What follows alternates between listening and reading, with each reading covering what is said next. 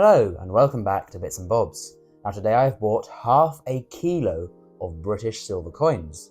So, without any further ado, let's unbox half a kilo of British silver coinage. Let's go. Right then, so let's unbox half a kilo of silver coins. There are three there are three parcels / purchases.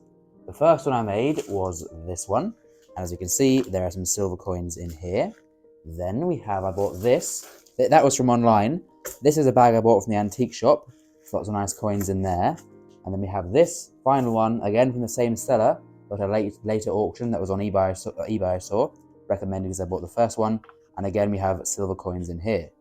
Now, I'll say before we unbox this, my average price per gram, because there are a bit roughly different prices from my bids on the auctions and what I paid at the antique shop, my average price per gram was 77 pence per gram. And these videos are filmed in advance, a few weeks, so having a look at the spot price of silver at the time you're watching, you can find out whether it was a good deal or a bad deal in the short term. Anyway, enough rambling. I think the best thing to do is just to tip all these out into a big pile, and we can sort through, look through, and see what we have.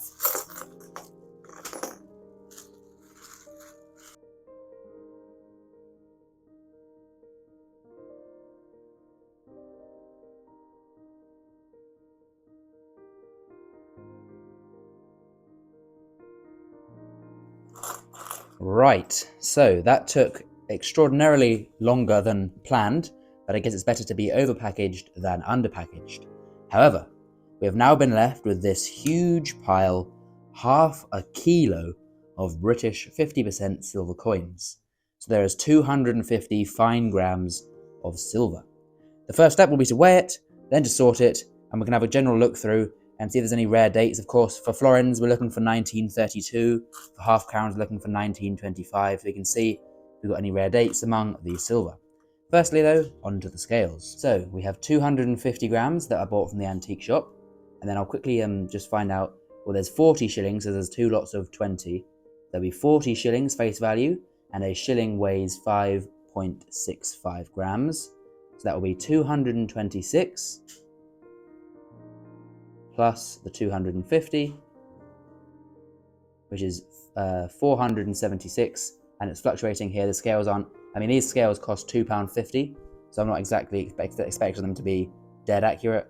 So roughly we're about, a few grams out or in according to these scales, but overall it's pretty much dead on to a few grams, so all good. So all the coins are here, and now we can tip them off. Listen to this sound. In fact, I love the sound of silver, so I'll treat you.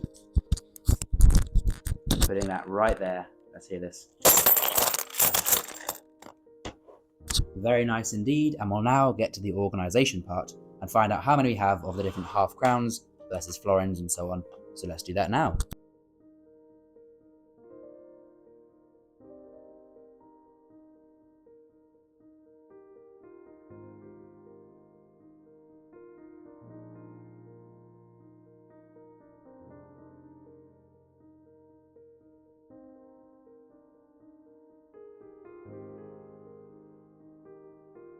So there we go, organised into the half crowns, florins, shillings and sixpences, so there are no crowns or threepences.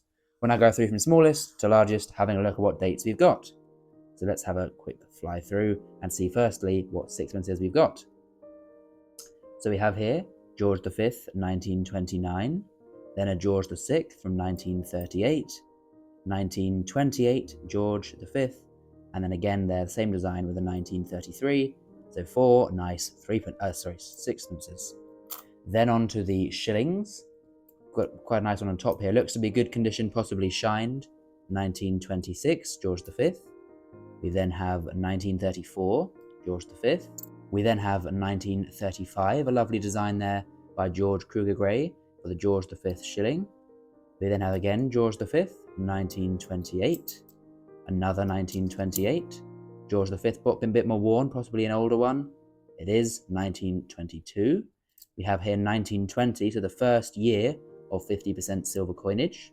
We then have George V again, 1922, 1929, 1928, 1933. Sadly, not a penny for this one.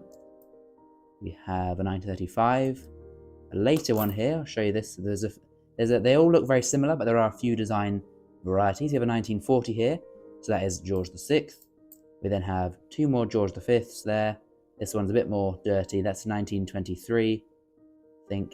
And then this one, whoops, that was a 1932.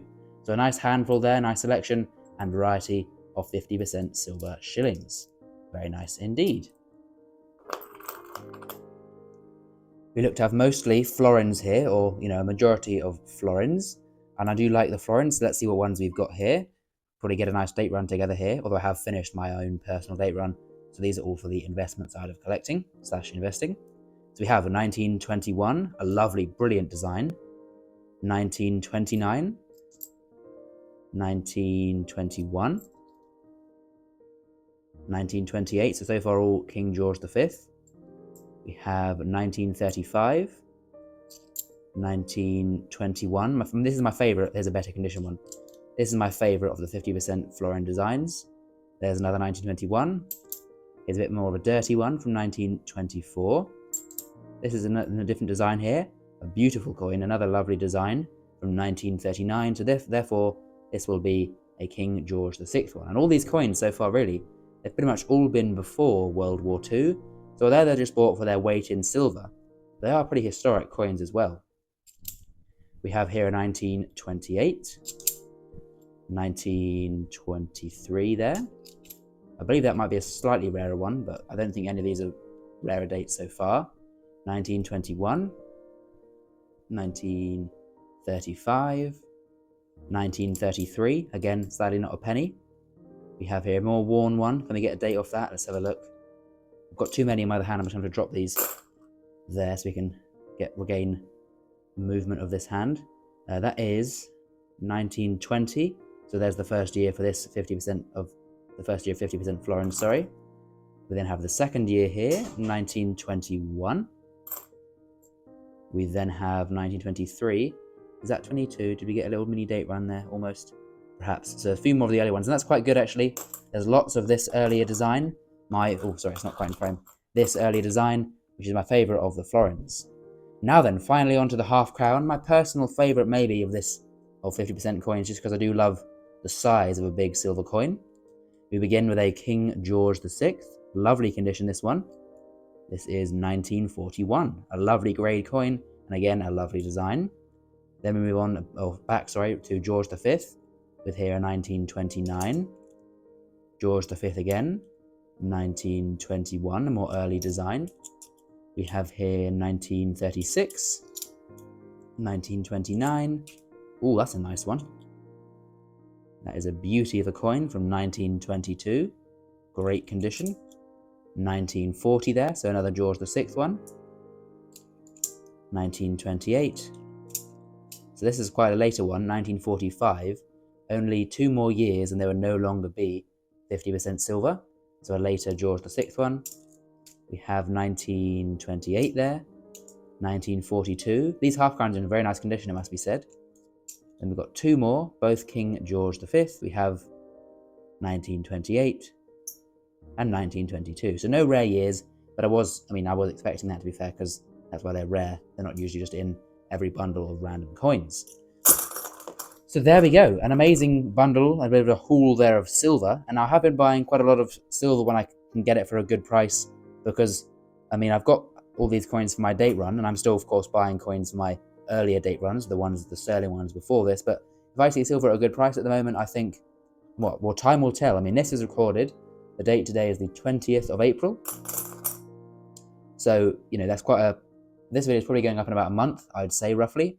So we'll have to see, maybe in, mid-May, what is the silver price, and was 77 pence per gram, about £25 an ounce, a good buy on some old silver. Right then, so I can bring in here my monster box of 50% silver. Now the goal is to fill this, but as we can see, if you think there's a good layer, but there's just so much height to fill, which will be the hard part. But here's the box, here's the new silver, and we'll now add it in and see how much room, or how much it fills up. And you know what? I'll treat you again. Pop. I'll put that there, and now I'll put the silver in.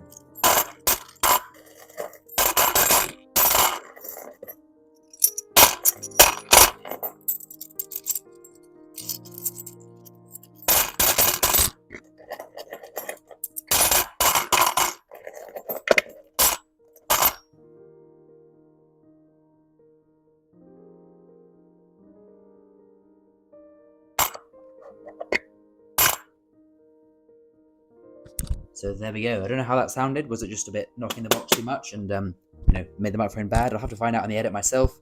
But hopefully that sounded very nice for you.